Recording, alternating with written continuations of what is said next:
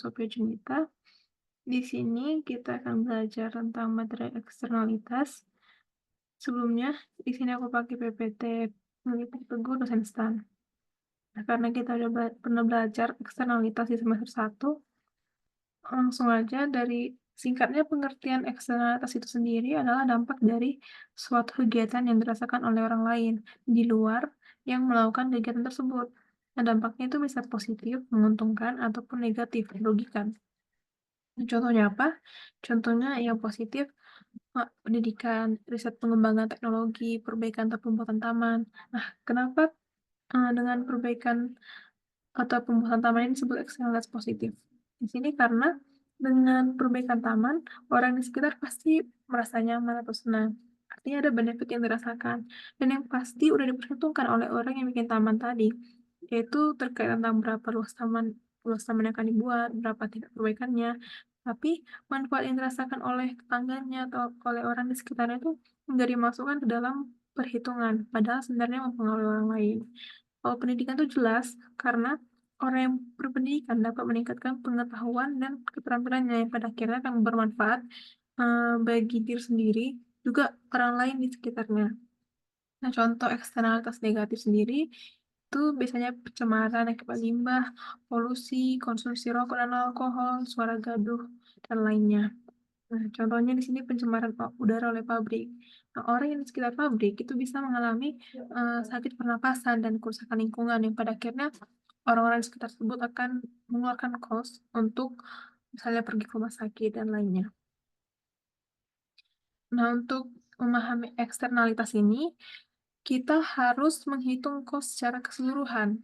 Yang mana kos ini secara keseluruhan itu gak hanya private atau gak hanya dari interaksi antara penjual dan pembeli dalam pasar, tapi juga kita harus memperhitungkan eksternalitas, yaitu sosial, yaitu eksternal cost-nya atau dampak yang dirasakan oleh orang lain.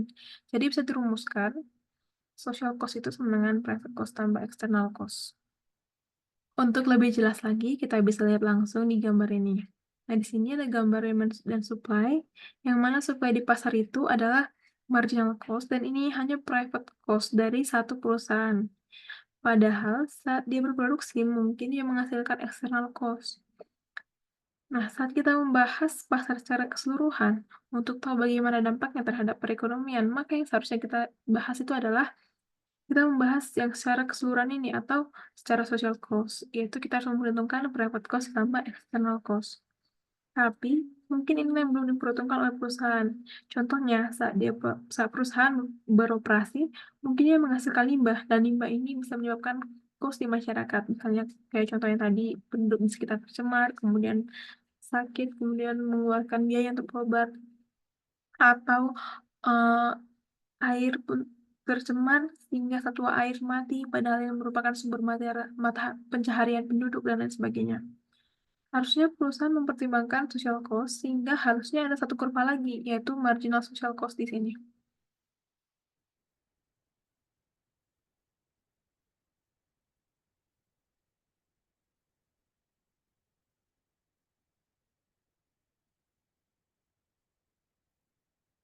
Jadi produksi saat ini, yaitu di Ki, itu adalah overproduction, di mana jumlah barang yang diproduksi lebih banyak daripada yang seharusnya. Hal ini karena apa?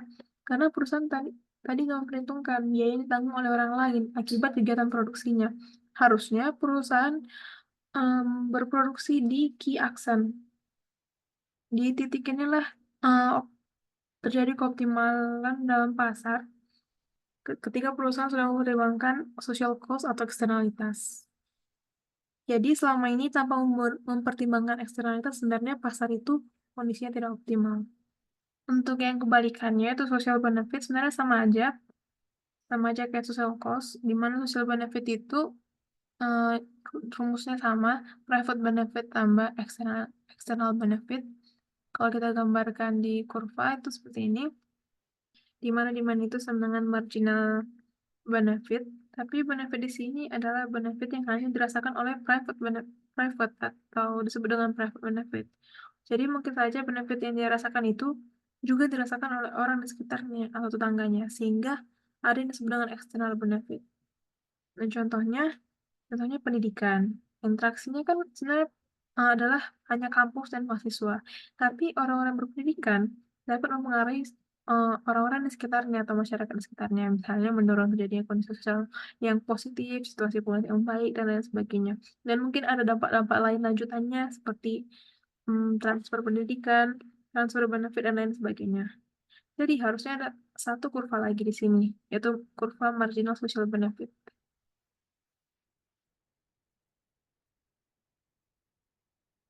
Jadi, Q ternyata yang merupakan kuantitas sebelum adanya eksternalitas, itu adalah tidak efisien karena under production, di mana jumlah barang yang diproduksi itu lebih sedikit daripada yang seharusnya. Oke, lanjut. Ini negative externality. Untuk negative externality sebenarnya sama aja kayak penjelasan yang aku jelaskan sebelumnya. Langsung aja ke gambar kurvanya. Nah, di sini ada gambar dua kurva. Kiri adalah demand supply satu perusahaan, yang kanan demand supply untuk industri atau gabungan dari beberapa perusahaan. Nah, sebenarnya sama aja konsepnya kayak di video sebelumnya. Jadi yang ada di industri merupakan hasil penjumlahan dari kurva-kurva yang ada di kurva perusahaan A, B, C, dan seterusnya dijumlahkan secara horizontal.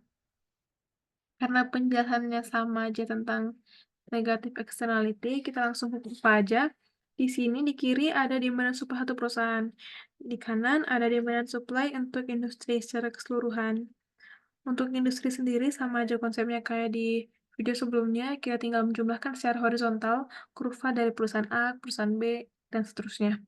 Nah, karena pasar ini kompetitif, jadi harga equilibrium di titik sini, P1, harga inilah yang di bawah masing-masing perusahaan, karena seperti yang sudah kita pelajari, perusahaan di pasar persaingan sempurna adalah price taker.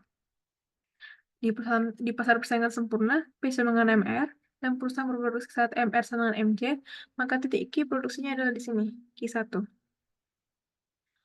Padahal, seperti yang sudah aku jelaskan sebelumnya, perusahaan tadi menghasilkan external cost, sehingga timbullah MEC, marginal external cost. Padahal ini satu perusahaan saja, sehingga di industri akan tercermin MEC industri di kurva ini, yaitu di sini. Hasil penjumlahan dari MEC perusahaan A, B, C secara horizontal. Nah, kemudian ada MSC yang merupakan penjumlahan kurva kuning MEC dan kurva coklat MC. Nih, MC tambah MEC sama dengan MSC. Kayak yang udah aku jelaskan sebelumnya. Nah, seharusnya perusahaan beroperasi di bintang ini, bukan di Q1. Jadi selama ini, tanpa mempertimbangkan eksternalitas, kondisi yang terjadi adalah kondisi overproduction. Nah, kalau positif externality, kita lanjut aja kurvanya juga. Nah, di sini MC yang warna merah, MC di sini adalah biaya perbaikan per unit taman. Kalau kita misalkan contohnya tadi adalah perbaikan atau pembuatan taman. Dan kurva demand itu adalah private benefit. Nih, kurva demand-nya tadi aku juga sudah jelaskan, demand sama dengan private benefit. Sementara ada external benefit yang tidak diperhitungkan. Di sini eksternalitas ditunjukkan oleh kurva MEB, marginal external benefit, yaitu benefit yang dirasakan oleh tetangga atau masyarakat sekitar. Maka harusnya ada MSB, marginal social benefit, yang merupakan penjumlahan dari demand ditambah MEB itu sendiri. Sehingga ketika perusahaannya berproduksi di Q1, kondisi yang terjadi itu malah underproduction, karena seharusnya supaya optimal dengan mempertimbangkan eksternalitas, perusahaan harusnya berproduksi di Q bintang. Untuk menjawab masalah yang timbulkan dari adanya eksternalitas ini, sebenarnya solusinya itu ada dua. Yang pertama dari pemerintah sendiri membuat beberapa kebijakan yang terkait, seperti Pigovian Tax dan lainnya. Dan yang kedua dari masyarakat sendiri, mereka bernegosiasi satu sama lain untuk mengatasi masalah eksternalitas. Kayak gimana cara pemerintah mengatasi masalah eksternalitas? Jadi kita bahas yang eksternalitas negatif dulu. Jadi konsepnya itu sebenarnya menggeser kurva MC yang sebelumnya di sini, sebelum kita mempertimbangkan external cost, kita harus geser menjadi kurva MSC. Nah, sebelumnya kan kita udah pernah bahas pajak bisa menggeser kurva supply. Jadi konsepnya sama. Kita ingin menggeser kurva supply dari MC ke MSC. Maka yang dilakukan pemerintah adalah dengan melakukan pengenaan tax. Dan tax di sini disebut Pigovian tax atau corrective tax. Nah, contohnya karena rokok ada eksternalitas negatif dan harganya itu belum mencerminkan social cost, maka rokok dikenakan cukai sehingga dia bisa menggeser supply-nya rokok menjadi marginal social cost.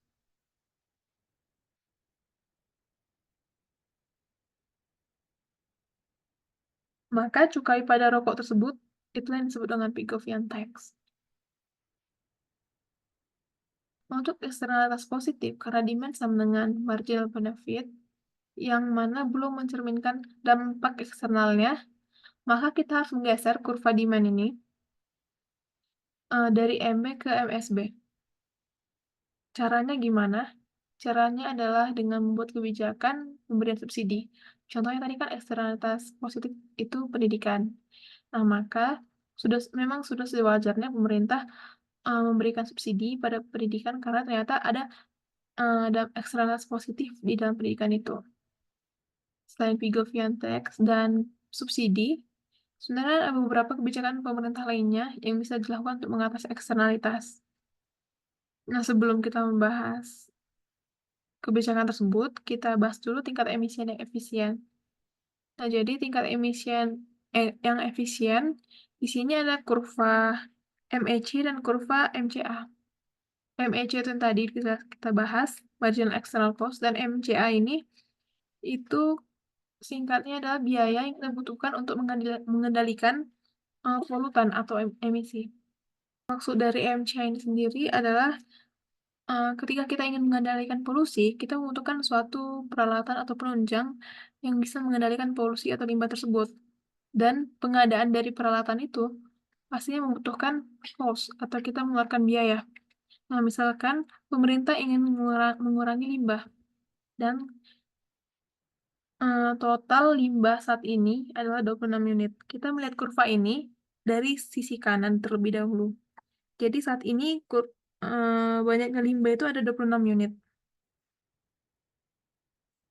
Kalau di kurva ini kita bisa lihat total unit saat ini adalah 26 unit, di mana tidak ada upaya untuk mengurangi MCA, karena kita bisa lihat di kurva ini MCA sama dengan 0. Nah, saat kita ingin mengurangi limbah dari 26 unit ke 24 unit, kita lihat biaya untuk mengurangi limbah itu sangat kecil. Biaya cuma segini, sementara manfaat atau limbah yang bisa kurangi itu sangat besar. Kira-kira sebesar ini.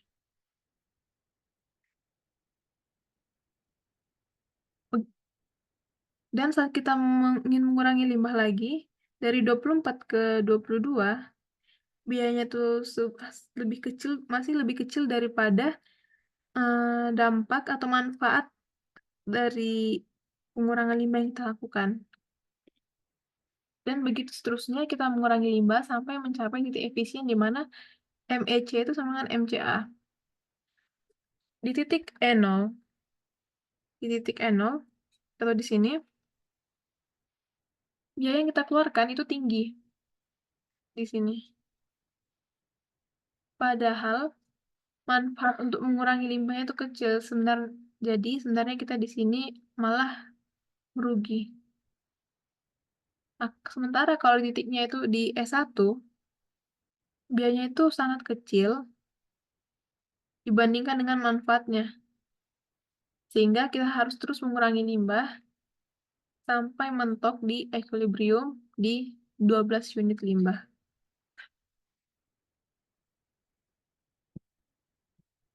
Nah, pertanyaannya gimana cara kita mencapai titik equilibrium itu? Caranya bisa dengan emission standard, kebijakan emission fee, ataupun kebijakan tradable emission permits. Emission standard ini kita bayangkan standar emisi atau emission standard itu sebagai aturan main untuk menjaga kebersihan lingkungan. Ya, jadi pemerintah membuat aturan ini untuk membatasi jumlah polusi yang boleh dikeluarkan oleh kendaraan dan pabrik. Gimana cara kerjanya? Contohnya di kurva tadi. Standar emisi untuk asap knalpot kendaraan itu ditetapkan 12 unit. Artinya kendaraan nggak boleh atau pabrik nggak boleh ngeluarin lebih dari 12 unit polutan ke udara. Kalau lebih batas, pemiliknya akan dikenakan denda. Singkatnya, emission standar tuh kayak gitu. Nah, untuk emission fee ini artinya pengenaan tarif setiap unit limbah yang diproduksi. Jadi, semakin banyak emisi yang dihasilkan pabrik, makin banyak pula biaya yang harus mereka bayar. Nah, contohnya, kayak di kurva sebelumnya, masih sama. Di sini kita bisa lihat tarif emisi yang diterapkan itu $3 per unit. Artinya apa? Artinya pabrik harus membayar $3 untuk setiap unit emisi yang mereka hasilkan. Kalau pabrik menghasilkan 26 unit emisi, mereka harus membayar $78. Nah, kalau kita tarik ke contoh tadi, ketika pemerintah menerapkan emission fee $3, maka perusahaan akan mengeluarkan unit emisi dari 26 ke 12. Nah, gimana atau dari mana kita tahu mereka bakalan mau mengurangi dari 26 ke 12? Kita lihat dari kurva MCA. Kalau ternyata cost tiap emisi yang dihasilkan itu $3, sedangkan pengurangan emisi kurang dari $3, yaitu MCA-nya kita hanya segini, di bawah $3, maka perusahaan akan terus mengurangi emisinya karena lebih menguntungkan baginya. Dengan mengurangi emisinya, dia terhindar dari $3 tadi, padahal biaya untuk mengurangi itu lebih kecil dari $3. Nah, dikurangin terus sampai di tingkat MEC sama dengan MCA, yang artinya ketika perusahaan mengurangi emisinya hingga ke 12 unit, maka perusahaan tersebut akan menghemat sebesar apa? Sebesar $42. $42 dari mana? Dari pengurangan $78. Kalau dia mengikut pada tarif $3 dikali 26, dikurang $36, yaitu 3 kali 12.